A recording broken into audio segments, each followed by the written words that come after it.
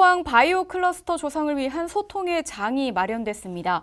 이 바이오 포항 포럼이 출범하며 K바이오 랩허브 공모사업 포항 유치에 힘을 싣는데요.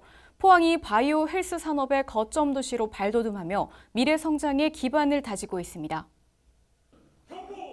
8일 포항 바이오 클러스터의 성공적 조성을 위한 민간 주도의 바이오 포항 포럼이 출범하고 본격적인 활동을 시작했습니다. 바이오 포항 포럼은 포항 바이오 산업 육성 필요성의 인식을 같이 하고 중소벤처기업부 공모사업인 K바이오 랩허브 포항 유치에 공감대를 형성했습니다. 이어 K바이오 랩허브 포항 유치 토론회에서는 유치 추진 현황을 보고하고 전략 분석을 통해 포항이 가진 강점을 활용할 수 있는 방법을 모색하며 K바이오 랩허브 포항 유치 방안에 대한 전문가들의 의견을 들었습니다. 이에 전문가들은 포항의 4세대 방사광 가속기와 세포막 단백질 연구소 등 구조 기반 신약 개발 인프라를 활용한 차별성 있는 포항만의 유치 전략을 강조했습니다. 또 전문 기술 인력 육성과 오픈 이노베이션 경영 지원의 중요성에 대해 말했으며 의과대학 유치를 통한 공동 연구 활성화와 랩허브 초기 정착을 위한 전문가 지원의 필요성에 대해서도 언급했습니다. 한편 바이오 포항 포럼은 각 기관 간 정보 공유와 상호 지원으로 네트워크를 구축합니다. 아울러 민간의 참여를 활성화하기 위해 향후 시민을 대상으로 바이오 헬스 분야 특별 강연, 시민 대상 교육 프로그램 개설, 소식지 및 온라인을 통한 미디어 발간 등 바이오 헬스 분야에 대한 홍보도 강화할 계획입니다. 코로나19라는 사상 유례 없는 대재난 속에서도 포항 시민들은 힘을 합쳐 위기를 극복하고 있습니다. 이에 포항시는 올해 시민의 날을 맞이해 시민이 중심이 되는 기념식을 개최했는데요. 시민과 함께해 더욱 깊은 울림을 자아냈던 시민의 날 기념식 소식입니다. 지난 10일 포항시는 시승격 72주년을 맞아 각계각층 시민대표 200여 명과 함께 2021 포항 시민의 날 기념식을 열었습니다.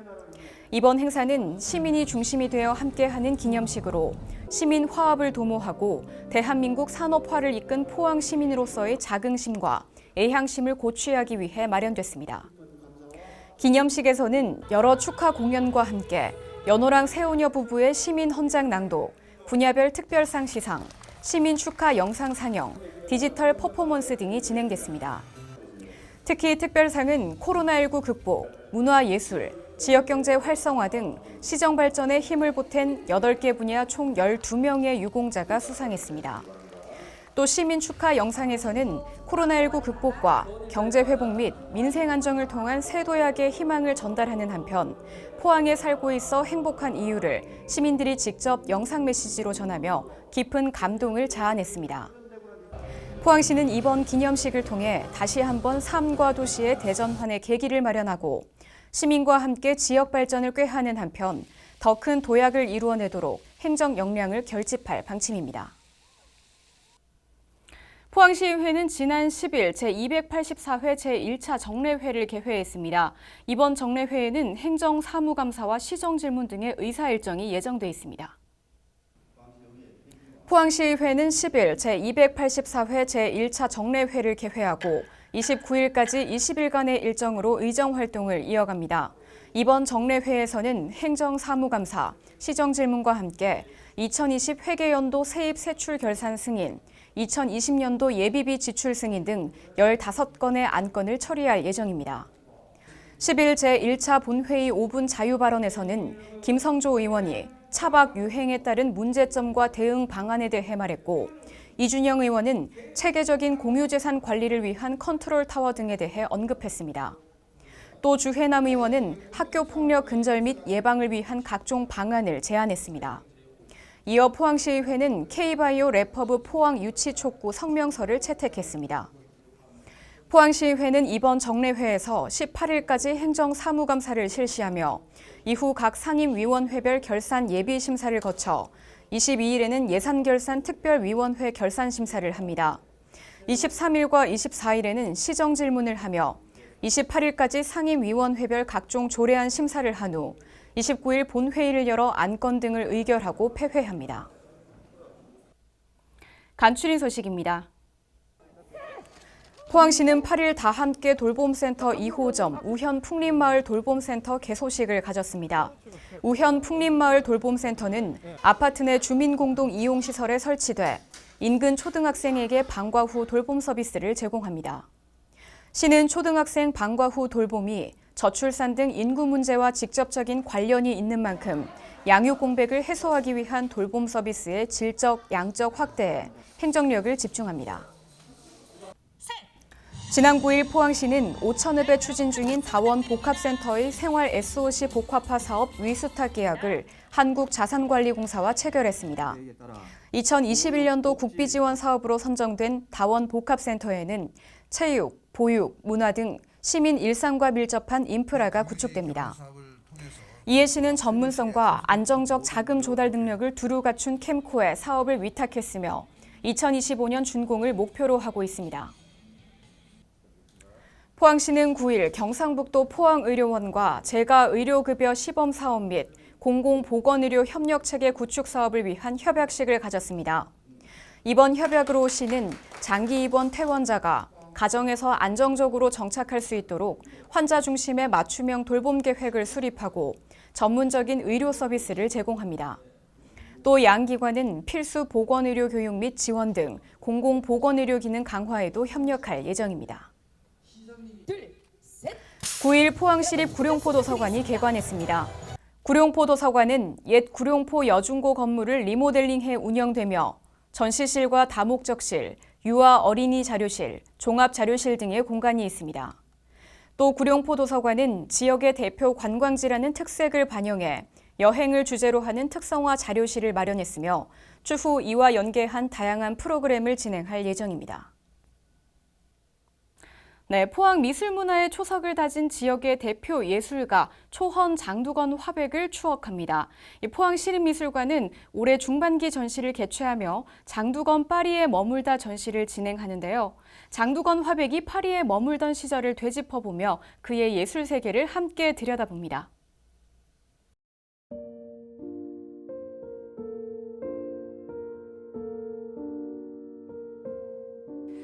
안녕하세요. 포항시립미술관 학예연구사 김하나입니다. 포항시립미술관은 우리 지역을 대표하는 초원 장두건 화백의 예술 철학과 나눔의 정신을 기리기 위해 매년 초원 장두건 화백의 예술 세계를 조망하는 전시를 선보이고 있습니다. 올해는 그의 도불 64주년으로 그의 예술 인생에서 가장 중요한 변곡점인 파리 체류 시절 1957년에서 1960년을 면밀히 살펴볼 수 있도록 장두건 파리에 머물다 전시를 개최하게 되었습니다. 이번 전시에 출품된 작품들은 그가 그랑드 쇼미에르 아카데미에서 미술 공부를 하면서 제작하였던 드로잉, 그리고 파리에서 지내면서 자주 드나들었던 카페와 공원에서 자연스럽게 그 인물들을 보면서 제작을 하였던 드로잉들을 소개하고 있습니다. 더불어 객관적인 자료로 그의 파리 시절을 살펴보실 수 있도록 그 시절에 작품 활동을 했던 소식을 국내에 알렸던 신문 기사들과 귀국한 후에 그 시절을 회고하면서 작성했던 칼럼들을 같이 소개하고 있습니다. 장두건 화백은 바로 귀국하기 직전 1960년 파리에서 열렸던 제불 한인 미술전에 10점의 작품을 출품할 정도로 파리에서 활발한 작품 활동을 하였는데요. 안타깝게도 그 시절 제작을 했었던 작품들이 대다수가 지금 소재불명인 상황입니다. 그러나 그 소재불명인 작품들을 이번 포항시립미술관 전시에서 흑백으로 남아있는 사진 도판으로 최초 공개를 하게 되었습니다. 저와 함께 그 작품들을 조금 더 세밀하게 살펴보도록 하겠습니다. 장두건 화백은 1957년 파리로 유학을 떠나기 직전 1956년 11월에 여기 보시는 것과 같이 기념 유학 개인전을 개최하게 됩니다. 이 당시에 유학 가는 건 물론 어려웠을 뿐더러 해외여행이 자유롭지 않았던 시절이었기 때문에 이 시절에 그 활동했었던 작가들의 대다수는 그 유학을 가기 직전 이렇게 국내 화단에 자신이 유학 간다는 사실을 개인전을 통해서 알리게 됩니다. 장두건 화백 인생에서 이 파리 유학은 두 번째였는데요. 그의 첫 번째 유학은 20살 무렵 삼촌을 따라서 일본으로 갔었던 유학이 있었습니다. 그 당시 장두건 화백은 미술 공부를 하려고 일본으로 갔지만 집안의 반대가 너무 심해 미술학교를 3년간 다니다가 중퇴를 하게 됩니다. 그래서 중퇴한 후에는 집안에서 원했던 법학 공부를 해서 졸업을 하시게 되고요. 아마 그 시절에 미술 공부를 마치시지 못했던 그런 열정과 아쉬움이 남아 1957년 그의 나이 40에 안정적인 가정과 그 미술 교사로서의 그 안정적인 직업을 뒤로하고 파리로 유학을 떠나게 됩니다. 1959년 장두건 화백은 파리에서 열린 르살롱에 작품을 출품하게 됩니다. 총 3점을 출품하게 되는데요. 그 속에서 식탁 위라는 작품이 특선을 받는 쾌거를 이루게 됩니다. 그때 당시 출품했던 작품들이 лю상부르크의 가을, лю상부르크의 봄, 식탁 위 이렇게 3점이 있었는데요. 현재 лю상부르크의 가을 흑백 사진 도판을 이번 전시에서 최초로 보실 수가 있습니다. 이쪽에 보이시는 신문 자료는 1960년 장두건 화백이 파리 유학 생활을 마치고 한국으로 돌아와서 귀국전을 열었었는데요. 그 귀국전을 보고 김영삼 선생님께서 남기신 논평입니다. 이 논평을 보면 장두건 화백이 파리에서 귀국하기 직전에 어떠한 작품들을 제작을 하였는지를 저희가 알 수가 있는데요. 이쪽에 보시면 다사스 가를 내려다보고 다사스 가, 나토군 본부가 보이는 세느강, 내려다본 식탁, 식탁 위, 그리고 식탁 이렇게 작품들이 언급이 되고 있습니다. 여기서 언급되고 있는 다사스 가는 장두건 화백이 파리 유학 시절 하숙 생활을 했던 곳인데요. 그 다사스 가에 위치한 5층 집에 살았다고 알려져 있습니다. 그 5층 본인의 방 발코니에서 아래를 내려다보면서 작품을 제작을 했었는데요.